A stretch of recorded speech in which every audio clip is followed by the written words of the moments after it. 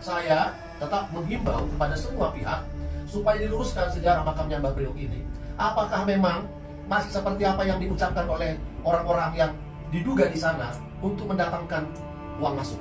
Ya, jadi penyesatan ada diduga di sana, pengaburan sejarah diduga ada di sana, sehingga para tokoh agama, alim ulama, Pak Kiai bersama dengan sahabat-sahabatnya mendatangi kantor kami di tempat ini supaya kami maju untuk membawa ini kepada ranah hukum.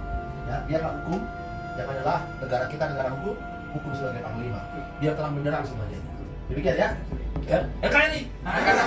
Ini sudah diyakini turun menurun. Ini makam Mbah Priok. Kemudian ada tampil baru muncul dari gua, nama tahu gua mana? Apa dari langit, dari keluar dari bumi, dari laut. Ini bukan makamnya Mbah Priok. Buktinya apa? Kita dibikin pusing. Ada apa? Ini loh. Ini diyakini makam Mbah Priok. Bahkan namanya Al-Habib Hasan bin Muhammad Al-Haddad. Bukti kamu apa? Ini bukan makamnya Mbah Priok. Dari mana dia bukti? Ngawur. Setelah ramai ribut, Pak Yusuf Kala, Pak Kiai Ma'ruf Amin, dan para tokoh termasuk Habaib juga kumpul mengadakan bahasa.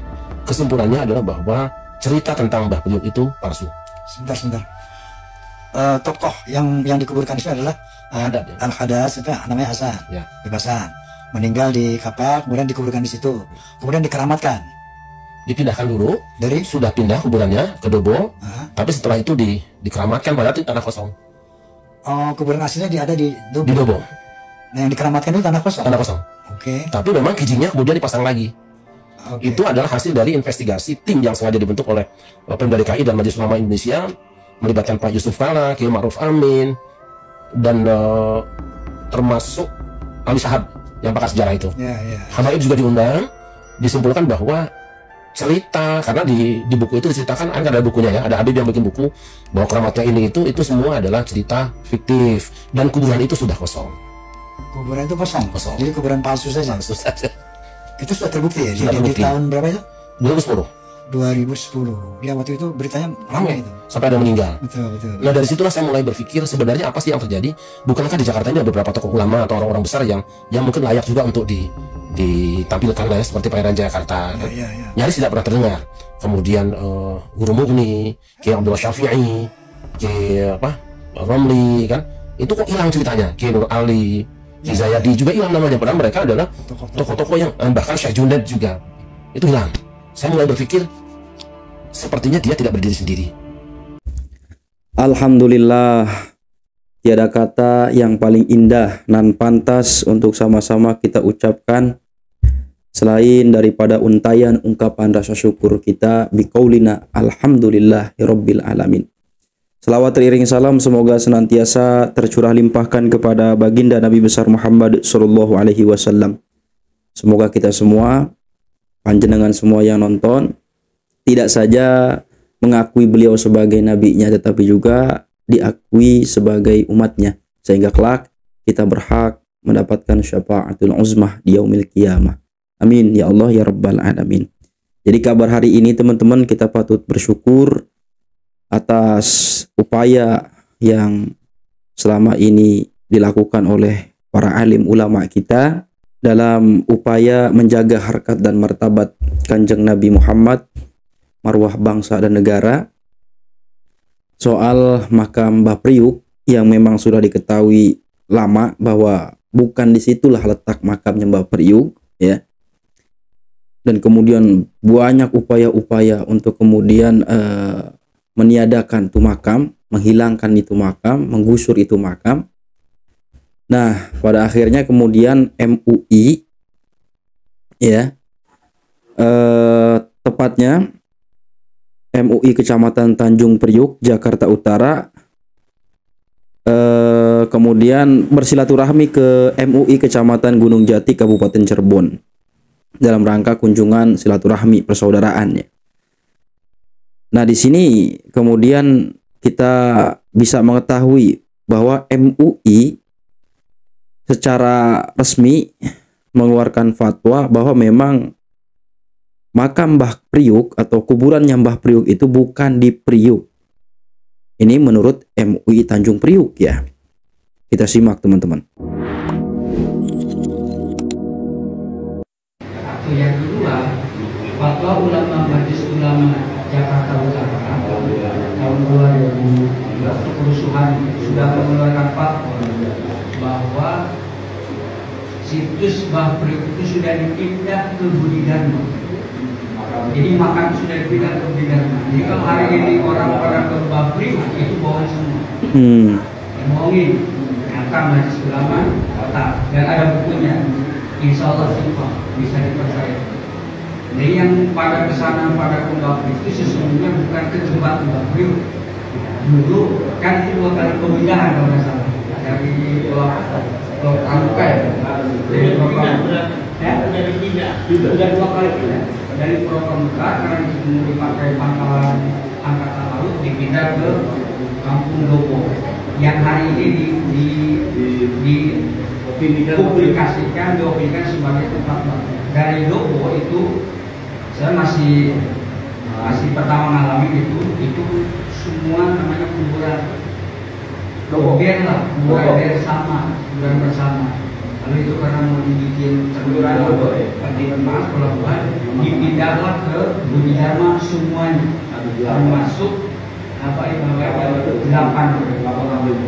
Terjadilah kerusuhan di situ.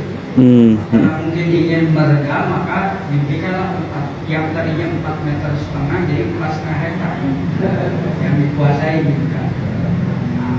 Jadi kalau ada orang mohon maaf misalnya dari sini ke Bak itu bukan ke Priok, tapi Koja dan fatwanya di buku saya baca buku. Saya sudah 30 tahun di Jakarta Utara dan saya ngajar sudah hampir 18 tahun pas di depan Mbak Priok. Maka menjadi orang 21 saya belum pernah nginjak ke Mbak Priok sampai hari ini. Kalau keluar Batang sering. Karena kata nenek saya kalau kamu ke Jakarta dan keluar Batang itu seperti ke Mekah tapi nggak ke Madinah. Jadi harus ke sana mendapatkan pahala. Itu asli ada ya. Kejadian itu salah satu kejadian.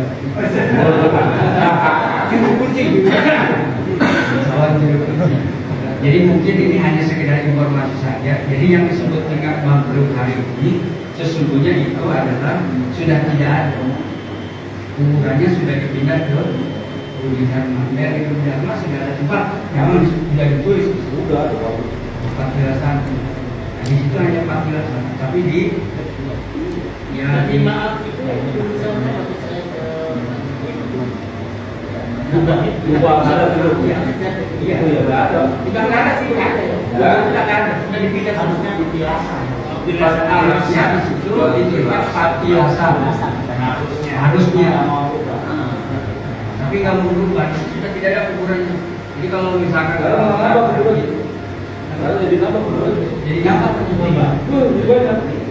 jadi kalau mau betul-betul orang sini ziarah